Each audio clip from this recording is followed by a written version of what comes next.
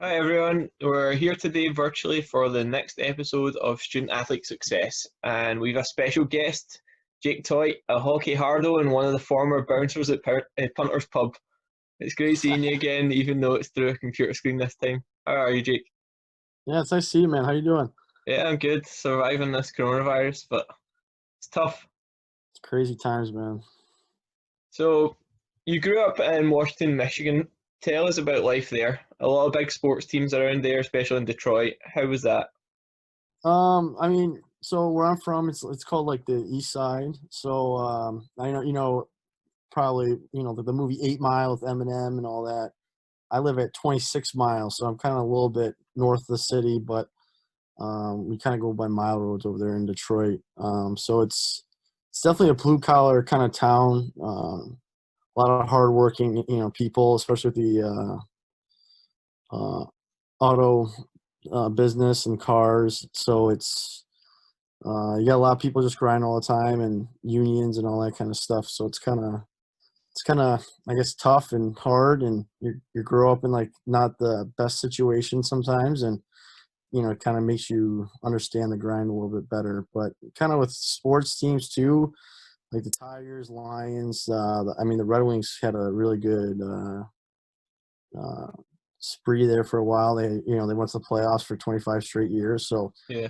kind of drew my interest in hockey in that regard. And the Lions are the Lions, so you can't really root for them. You can't root against them as well because they'll surprise you in any other weekend. So it's a good town. It's a good city. Just has a lot of great, hardworking people in it. Yeah, kind of built up what your background's all about, really. Yeah, I kind of because my dad was a UPS driver and my mom was an insurance agent, so they were gone a lot, and my dad sacrificed a tremendously amount from our family, and I kind of use his approach, like, hey, you gotta get the job done because if not, someone else will. So it's kind of almost engraved in me, the kind that you know put your hard hat on and your boots and go to work, kind of Yeah. mentality. So you mentioned your dad there, and you come from a very athletic family. Your dad played hockey and was at the Detroit Red Wings camp in 1984. Yeah, You've got cousins that played hockey at Michigan State and Ohio State, and yeah, then another noteworthy family member, NFL All-Pro for the Buffalo Bills. So you clearly yeah. come from some decent stock.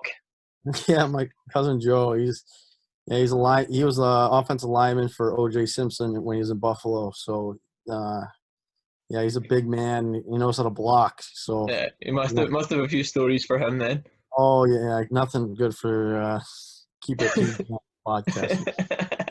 Yeah, it's all So good. And yeah, a lot of my cousins, they play Division One, two at Ohio State, Michigan State, and even my cousins that didn't pursue athletics because they want to do academics.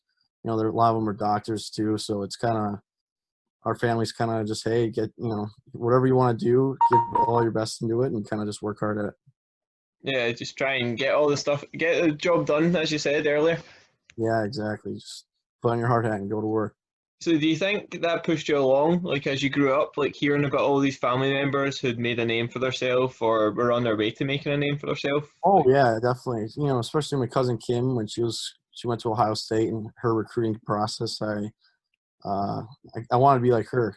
She was an awesome role model for me because she also played hockey and she was really good. So it helped me through her experience of getting recruiting from just different schools. I wanted that as well. So I got to give a lot of props to my cousin Kim. She's awesome. She's an awesome girl, and she really kind of showed me the way with going to college. yeah. So you started playing hockey from a young age. When did you first like kind of fall in love with the game? Well, my dad had me on skates before I could really walk. They have there's a picture where the skates have two blades on it, so it's not like you're balancing on one.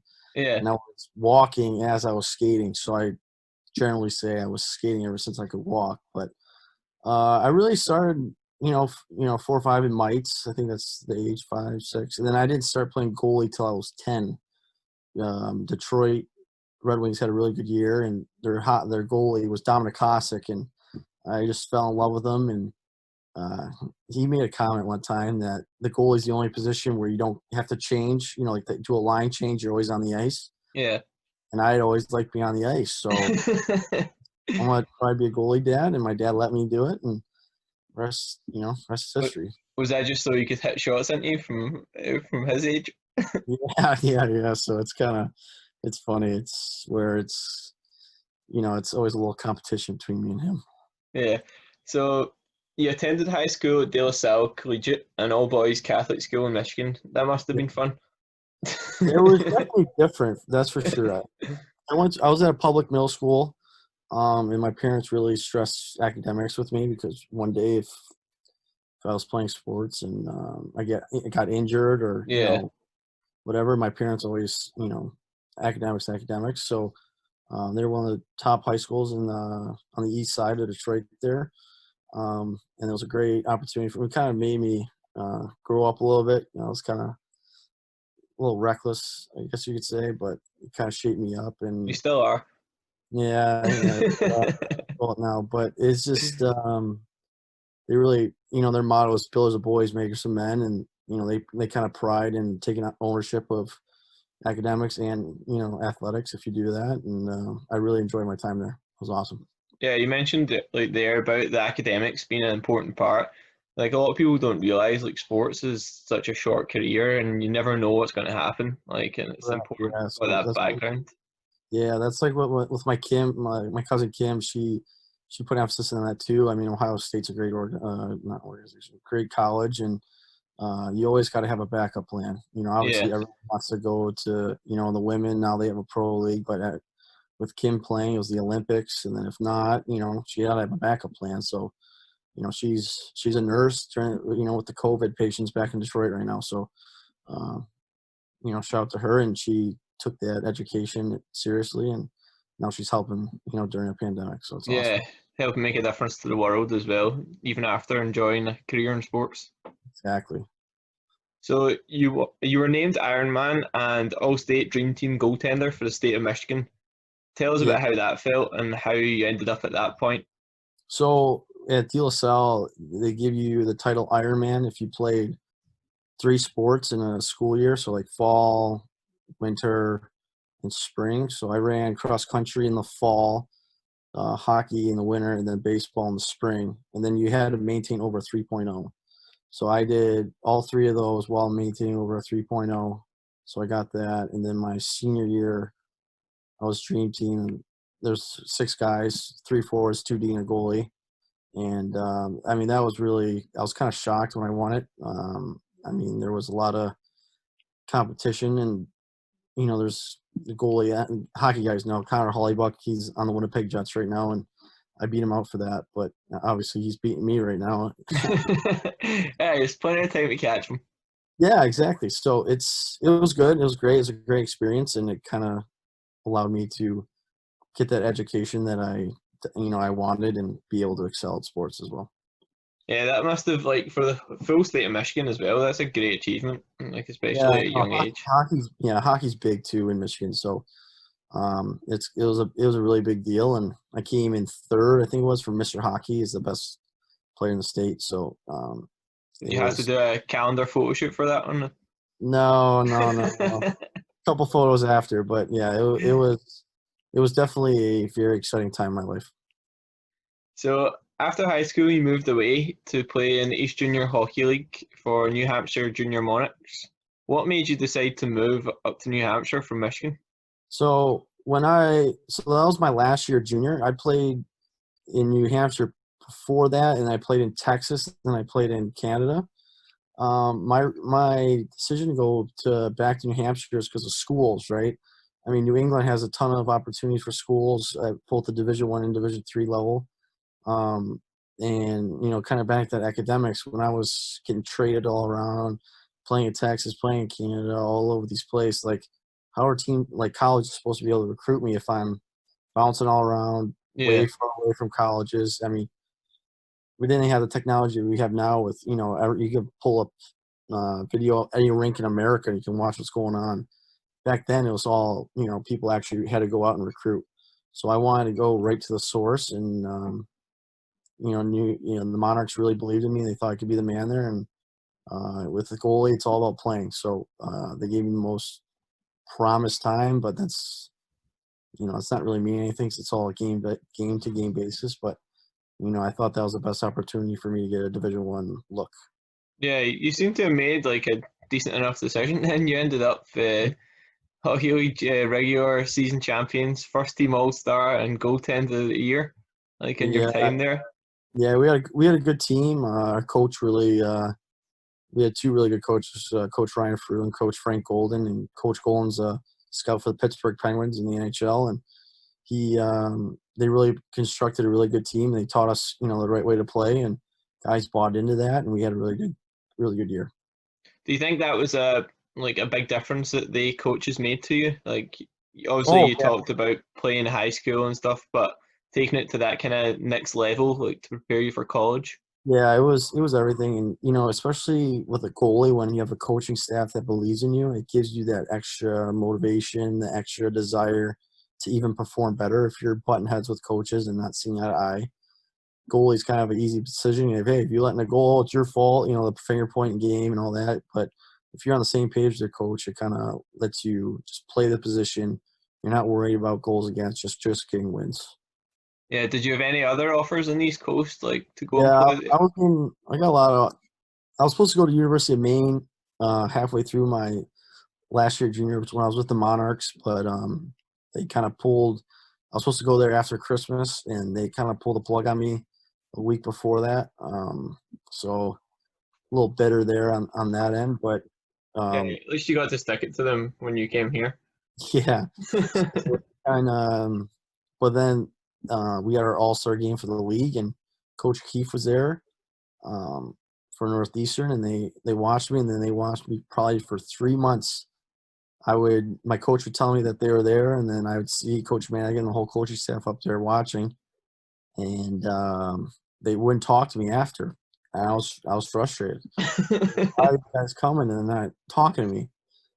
But they got to do their homework on it. All the players and all that. And I remember before we are in the finals of our league, and it was right before Game 3. Coach Keefe called me, and kind of got the ball rolling there. So I was jazzed up to say that, and we lost in triple overtime, I think, that game. So it was like I was I was sky high, but at the same time we just lost, and so it Yeah, was it was a really a whirlwind of emotions of a day that yeah, was. it was So like a silver lining at the end of it.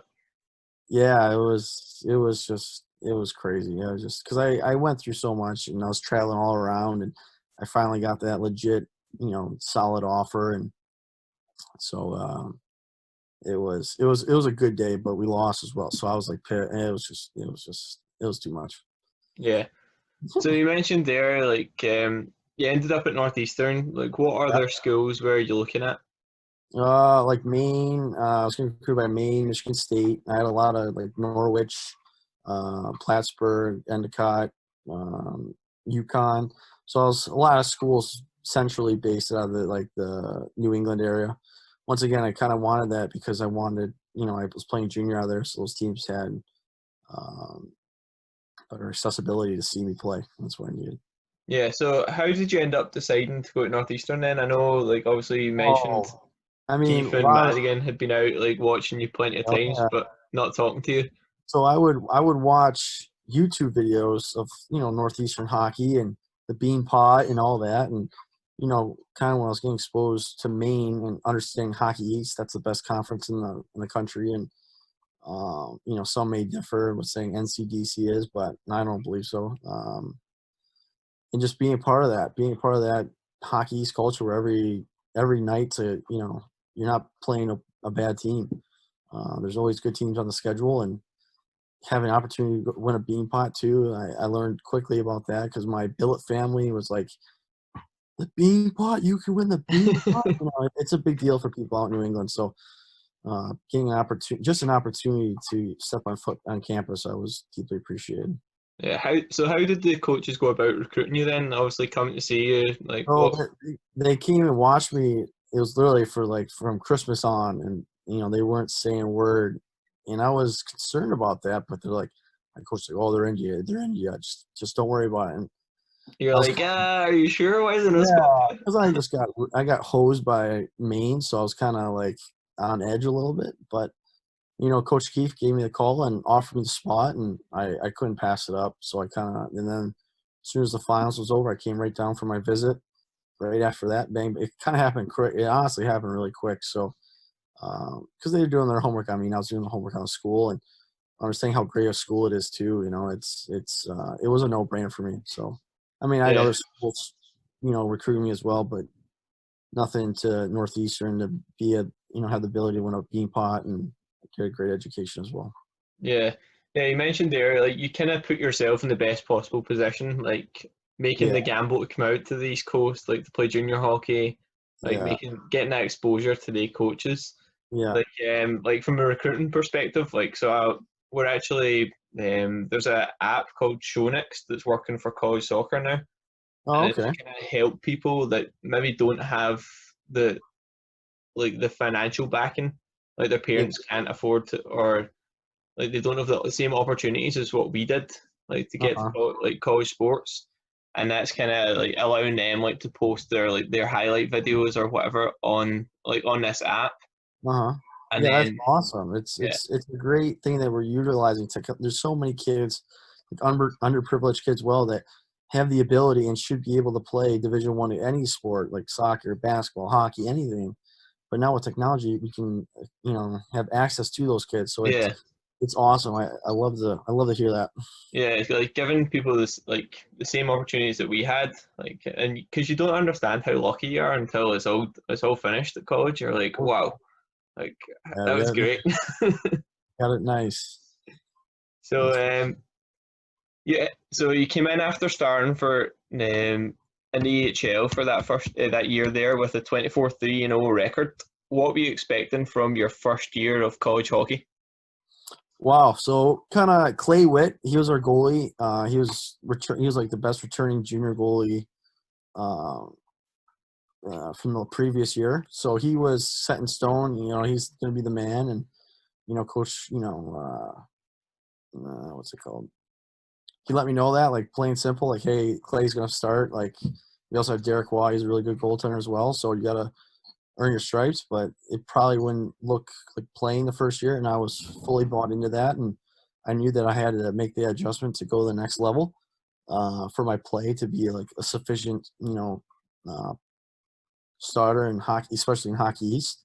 So I took on that challenge head on. I knew what I was getting into, and I think that made me into the goalie I am today, where I had to go through that adversity. I had to make adjustments. I had to understand the game better to be able to play. Every day was my game. Like I couldn't take a practice off because I felt if I did, coach could have saw that differently or not. So that kind of, I Yeah, think, once again, that blue collar mentality where I show up to work every day, get the job done, so it kind of all worked. It's like almost like the perfect storm. So it made me to be the goalie I am today. yeah, kind of prepared you for not just life, but like hockey as well. Oh yeah, it's real world, especially with college, it's all about producing, and the coaches, they got to have a team that produces as well. So Yeah, it's a business, that's for sure. especially like when there's a lot of games in the season, like you never know when that opportunity is going to arise, and it's about taking Exactly. it when you get that chance. Exactly. So let's get on to the part everyone wants to hear about. You were part of the first Northeastern men's hockey team to win the Bean Pot since 1988. That must have been an extraordinary feeling leaving a legacy like that. Oh yeah, it was. I mean, Coach Mannigan, mentions it that when you win a championship with any team, you always remember all the guys, all the memories. That night was a great night. I think best and worst memory is our bus broke down underneath the garden. Coming back, that was a little sketch on our. We didn't know what was really going on, Yeah, but then the NUPD came and picked us up and drove us back to left us at punts. So I think that memory of all the seniors in the cop car together, me, Trev, Gar, Coxie. Oh, Coxie wasn't there, sorry. So me, Trev, Garzy, Sick, Knowles. Yeah, so when we were in that car ride, with the cops. That was awesome. It was Yeah. just At least it was for the good reasons and not the bad reasons. yeah. Oh, it was all good. All good. So, coached by the legendary Jim Madigan, how was he during your time there? He was great. I mean, obviously, I wish I would have played a little bit more, but yeah, it's all behind now. And I thought he was a great coach. He really can get the guys going. He believed in us. Very supportive. Just overall, I don't really have anything bad to say about Coach Madigan. He was a great guy. He led the team well. Guys loved him. Coach Keefe as well, Coach Smith, Coach McLaughlin there is now. He was kind of our video guy, and they're all great guys, and they really care about the development of the player. And I think that's what has driven us to have a lot of success because they want each guy to succeed. Yeah, so you mentioned the development there. What kind of things like did he do like to help you improve your game? Say who was it that you said? Like any of the coaches there, like what kind of things Oh did well, cool. Ed Walsh, the goalie coach, definitely.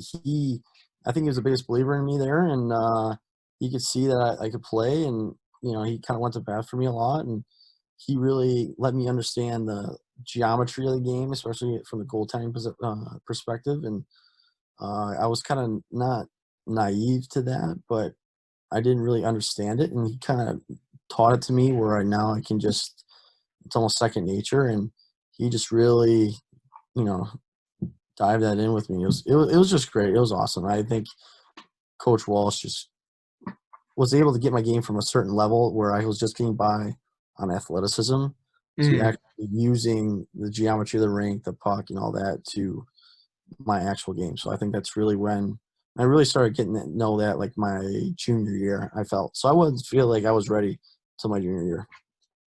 Yeah, so obviously like you had the athleticism there and you had to work to get to that stage. So your background from like growing up in Detroit, like round about Detroit, like that hmm helped you there because you were willing to work and get to that Yeah, next level. exactly. Yeah, and I think the coaching staff definitely understood that where I wasn't, complaining about, playing time, stuff like that. And I would go in there and ask, hey, what do I got to do?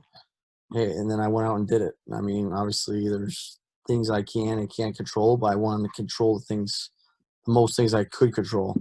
That's showing up every day, going to work, being the best teammate I could be, challenge the guys for when they go into a weekend series, confident, ready to get going, and really push them. Because I feel when there's competition within a team, it makes everyone else compete harder, and then that competition then spills to the games, and you have more success. It's just a well-oiled engine. I feel that Yeah, they have. because that like the attitude that you showed there, like that's the difference. Like ability and athleticism, they only get you so far. Like you have to Exactly. have that attitude to get you to that next level and push on. Especially, yeah, oh yeah, especially because if you're not willing to put in the work, I mean, you're just wasting talent and ability anyway. So it kind of, I think that's my strongest suit is that I'm willing to do whatever it takes for the team to win. Yeah. So you played with some characters in that team, guys from all over, like including Dylan Secura, Oh yeah, Stevens brothers, Adam Godet, and competed with Caden Primo for the goalie position as well. yeah. Who was the guy that impressed you the most? Wow, impressed me the most out of all those Yeah, guys. some good players there. That is a tough question. Impressed me the most. I'd be a good teammate and I would say everyone. I mean, all Ah, like come on, give us uh, your favorite here. Don't go safety Sam on it here. they're all my. I mean, those that whole list of guys. You were about to say they're all my friends, weren't they? They're all a great group of guys, and each guy has their own story, right? And their own adversity they went through. Like Preems didn't have a good start to the year. Like Knowles, he has to keep always grinding. Johnny, same way. Gauze, was kind of a outlier. Sick, didn't play a lot his freshman year until he finally got his real chance. So I mean, all these guys definitely show characteristics that you want, and NHL teams took notice of these guys, and those are guys you want on your team, and those guys show up to work every day and they get the job done. I mean, I that's why I said like they're my buddies too, but at the end of the day, they get results, and that's the biggest thing in the world today I mean, those guys you can be friends with anyone, but if they don't produce, they're not gonna have a job, especially at the pro level. Yeah, you mentioned there like about them like showing up every day. Like what other kind of things set like that group of guys aside from others that made them like NHL scouts take notice of them? You know what it'd be? It'd be after practice where all those guys that you mentioned, I would be on the ice. I would take extra, because obviously I wasn't playing, so I would take extra shots for the guys. And you would see consistently, I mean, obviously you got some outliers here and there. Those guys would always be on the ice after practice, working on their shots, working on draws, working on this, working on that. And they'd consistently be out there. So, like, they're willing to put in the work on their craft above and beyond everyone else. And Yeah. I think that's a reason why. I mean, it's not the reason, but I think it's a reason why these guys can make the next step to the next level because they're willing to put in that extra work. Yeah, so you shared the locker room with all them, some great guys who knew Oh how yeah. to enjoy themselves, taking over Punter's Pub. Oh What yeah. kind of things did you guys get up to that people maybe might not know about? Oh, like people wait. Oh, I mean, there's a ton of things. I mean, yeah. I mean, Caden. If you really want to know in his nickname, call him Sea Muffin. That's a good one. Are you allowed to tell the story about that, or is No, that I don't one know. for? I don't know a story on that, but I just know if you call him Sea Muffin, he'll get like a little. So that's a good one for the pod. I mean, but I'm trying to think. Oh man. I mean, I always beat Sicky in NHL, the video game. He has no chance. Now he beats me. It's a healthy. Oh, okay. I got a good story. We would have like we God, play. throw them under the bus here. Come on. No, no. They, me and Sick. We always in Nolan because we were roommates for 3 years. We were always together. The only year we didn't room together was freshman year, but we would always play like NHL, the video game, and whoever lost would have to go to Synth Market or Wally's to get treats for the other two guys. So, I mean, we had a pretty good, healthy competition outside hockey too, because you don't want to be making that Synth run. So, get those husky bucks. But yeah, those are great guys. I have nothing but good things to say. Yeah, so obviously, since you want to throw them under the bus there were a few memorable parties in our time at Northeastern, some Marathon Monday darties, along with some good nights out at the bars. Are there any which you remember as like specifically? Oh, Marathon Mondays are the best. I mean, it's you got the whole city. I mean, it's after everyone's season, right? So Yeah, Seki everyone. had that same Toronto Raptors top on that he wore every year. Oh yeah. Oh yeah. So it's just oh that jersey is famous. But anyways, um yeah, I mean it's just everyone can be together. Everyone in the Northeastern athletics community can all hang out. I mean everyone's on different schedules, like so it's I think it's just a great because then the year's almost over, right, with school and all that. So it's just a good way for everyone to get together, spend some good quality time where you're not missing one team or another because everyone can just be together. So I think Marathon Mondays, for me at least, were the best for everyone because everyone can just join in, have fun, school's over, and just let it all loose. Yeah, a lot of people let it all loose at the Oh, darties. yeah. Few casualties after their days. Oh, yeah, they're fun. I mean, it's college, right? Everyone has their fun. Yeah, exactly. Like we've been working our ass off the whole year round, so Yeah, it's a good exactly. time. So it's a good de-stressor for everyone. Yeah. So it's good. Good stuff. So overall at Northeastern, how would you say your honest experience was there? I mean, I love the city of Boston. I love Northeastern. I mean, it was challenging, academic and athletically. I mean, the teachers were awesome. The people are great. I mean, I never had an issue. I mean, a couple RAs here and there, And no one likes him anyway, so it's fine. having lights up. I mean, they're still great people, and they got to do their job too, right? Yeah. So, it's just everyone's great. I never didn't have one bad thing to say about Northeastern. I would suggest it to anyone to come and you know just do school or play sport as well.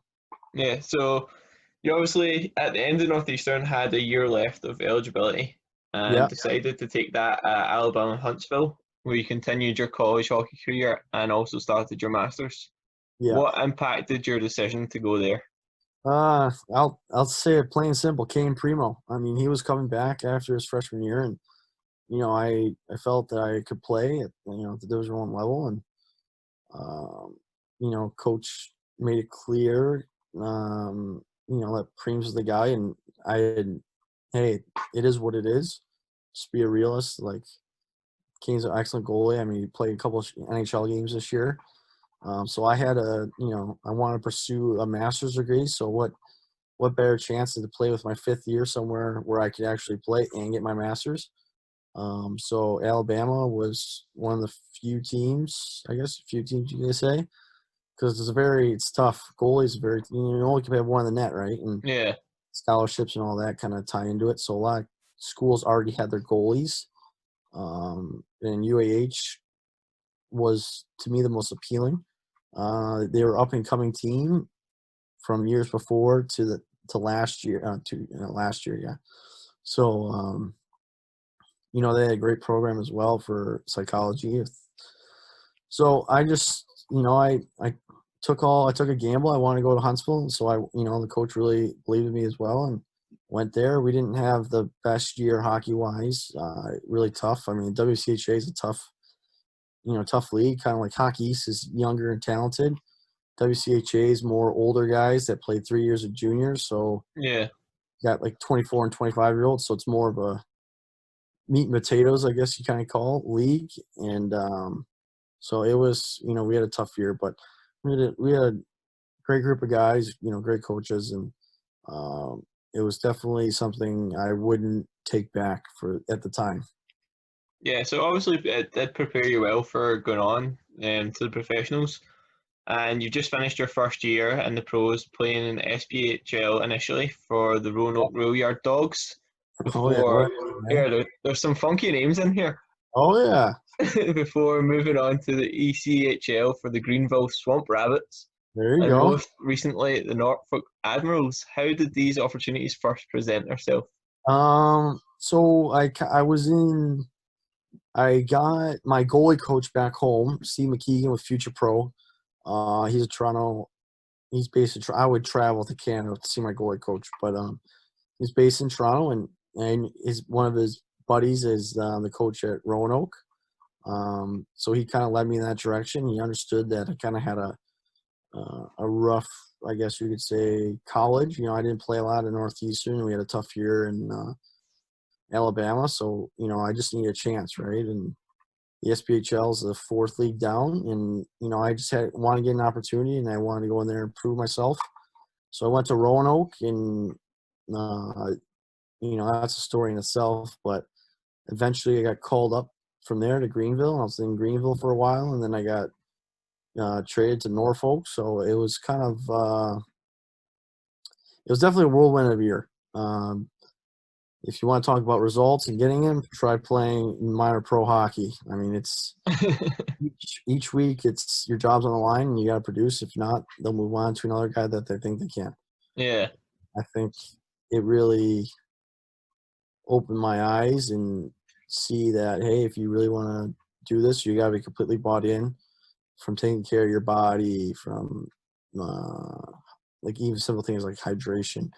Because if your body falls apart, you're not going to be playing. You're not going to be making money. So mm. it's definitely it was definitely a good learning year for me, and I'm excited to get my next year going. Next year going. Yeah, what was your best experience then out of them? Oh wow, best experience. I think playing for both Greenville and Norfolk, because we're in the South Division Yeah, in the East Coast League, and so we were in Florida a lot. So this whole winter, I was in Orlando, Fort it's not bad Myers, for some. Jacksonville. So, I mean, it was nice. I was by the pool in December, so it was December, January, February. So best. I think that was a best experience outside of hockey. But I think definitely the best experience is the coaches believed in me in Greenville and Norfolk, and the Greenville coach wanted me to go to Norfolk to get that playing time that I needed, and he believed in me. And the coaches now in Norfolk are really supportive, and I can't wait to hit next season with them and conquer and get ready and get a bunch of wins for them next year. Yeah. So who would be some of the best players you either played with or against during that first year that people should keep an eye out for? Oh, like my hole in the coast, and wow, there's that's a good question. I mean, I came prepared here. yeah, that's good. I'm trying to think of the forwards. I mean, so Greenville's had two NHL affiliates, and Norfolk does not have an affiliate. Wow. So I mean, I guess you could say there's a lot more drafted talent on Greenville. I mean, we had 100-point scorers from major junior on that team. Norfolk, we had a lot of great guys too. Oh, wow, that's a good. I'm trying to think of the best player. I mean, there's just a lot of good quality hockey players in the East Coast League. So I didn't think you were come in with this one. You know what? I could say this. There's a goalie. He's on Florida Everblades. Cam Johnson. He's another local guy from Michigan too, and he played at North Dakota. Won a national championship in college. Signed an NHL deal. I was playing against him. When I was in Norfolk, and I got my first win against him, and I had none. The most respect for that guy because he had a grind too. He played Double A, and played Triple A hockey. He got it to the USHL and then to North Dakota, but he had to grind his way up too. And I give a lot of credit to guys that had to kind of go a different route, I guess you could say. He wasn't counted growing up younger or anything like that. He earned his stripes. So I think the person I can't tell you the best player because they're all good players, but the player that I respected would be Cam Johnson. So obviously hockey's had to stop just now, like every other sport. Yeah. Have you heard anything about when things might start up and running again for you Well, guys? yeah. Well, see, it all depends on us because we're affiliated with the NHL. It all depends on when the NHL resumes and resumes play for next year. So we're East Coast League and the American League. They're canceled for this year completely. So there's no more games for us. But the NHL might resume again. So that might push back the start of next year. I heard rumblings like late Thanksgiving, like after Thanksgiving, Mm-hmm. will probably start. But so it's kind of up in the air. I mean, it's coming down into different states now, right?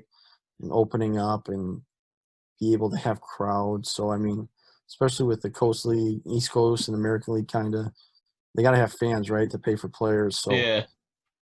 they got to find a way, the right way, with the local governments and all that to properly and utilize it safely. So, I mean, I'm not concerned. I think the season will start right on time. I just think, excuse me. I just think if there is a second spike of COVID, um, the leagues and teams should have a proper um, plan in place just in case. Yeah, just to make sure you can at least play in some respect. Yeah, exactly. So I think it's the biggest thing now is just having a plan just in case it does, because obviously no one knows, no one has a magic ball, but if it does, we should be properly. We have time, right? So I think Yeah. that should be done. So what kind of things are you doing just now? Obviously, keep yourself ticking over until. So I'm done with my master's. I'm done next Tuesday, so I'm just working up on a couple of my papers. So for my last two classes, so that's relieving. It's a lot of hard work, especially playing hockey in pro, managing school on top of that. It's been difficult, I guess, and now I could just solely focus on hockey after this. So that's really nice. And I've just been working out. I mean, I'm spending time with my girlfriend here. Taylor, she makes a lot of sacrifices. Sorry, I gotta clear my throat. For me, Getting all emotional there for no, no, no, it. no. You heard me coughing a couple of seconds ago.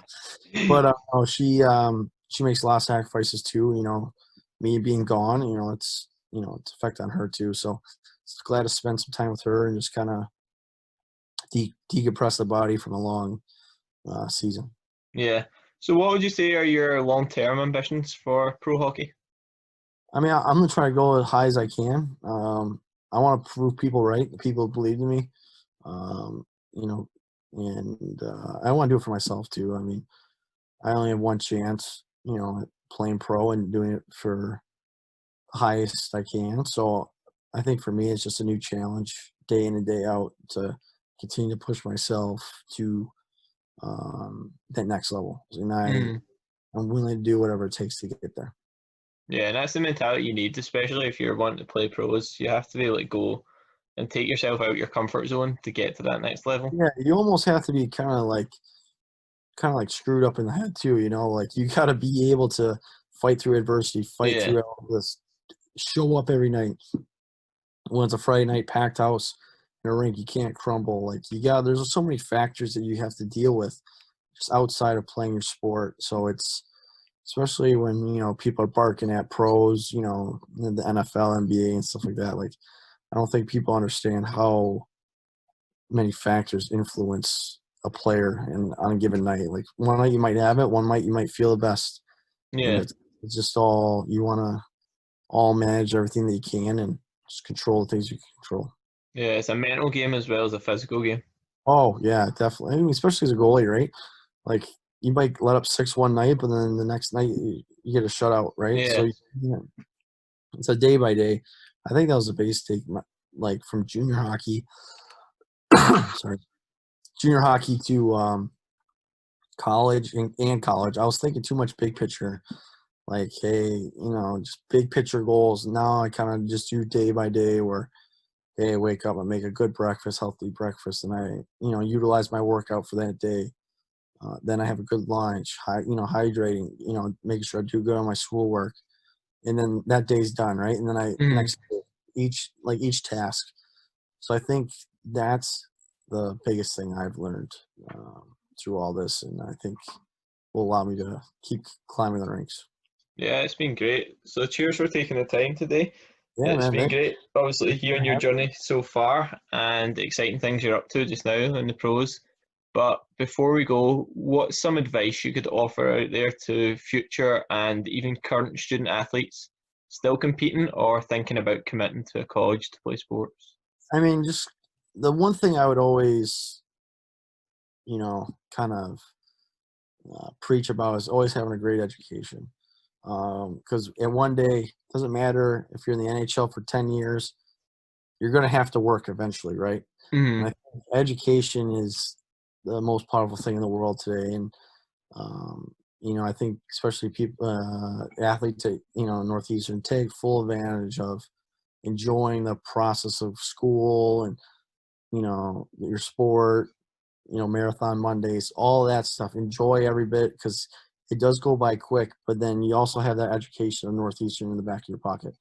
And that will take you farther than uh, right now anything, for them and that's their situation. So just biggest thing is just enjoy the process, enjoy the grind because one day you're going to be wishing that you're, back sitting in there again. Cabot and Sass causing havoc, right? It goes by quick. Days seem slow, but years go by quick, so Yeah, just enjoy every single moment because before you know it, you're going to be old and like old and us. tired like me. So it's good. It's all good, but definitely just enjoy every minute and take full advantage of it because 4 years goes by quick. Yeah, it's great advice. Thanks very much, mate. Yeah, thank you. Thanks for having me.